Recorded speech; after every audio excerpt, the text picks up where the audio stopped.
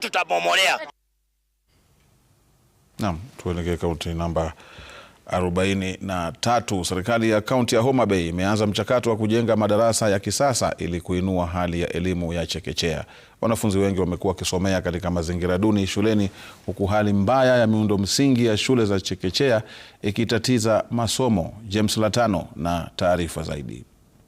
Hii ni darasa la chekechea. Wanafunzi wengi katika kijiji hiki wanakusanyika hapa kukata kiu ya elimu. Waliobahatika wanatumia madarasa yaliyoko katika hali ya kutamausha. We were learning in a Kaunda class full of dust. Most of the children were coughing most of the time, having homa. Most of the time they were not coming to school the whole week. So we are so grateful for your coming. We appreciate you for building us this class. I hope if the classroom will be finished, we are going to have a new class, and we are happy the children are going to proceed on well.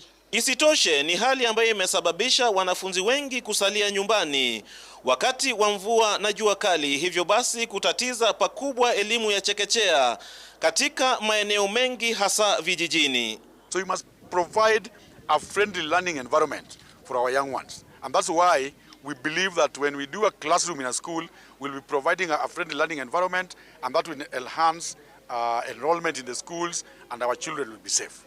Hatua ya serikali ya kaunti ya Homa Bay ya kujenga zaidi ya madarasa 363 za chekechea chini ya mpango wa Ondoa Kaunda katika maeneo mbalimbali huenda ukapunguza mahangaiko ya wanafunzi.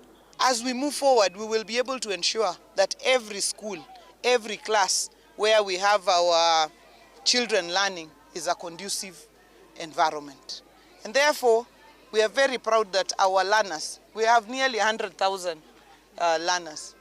Right now, we are going to be able to accommodate over 60,000 of them in conducive learning environment. Ni hatua ambayo washikadau wa elimu kutoka eneo hili wanaamini itainua hali na hadhi ya elimu katika eneo hili na eneo mbalimbali za mashinani.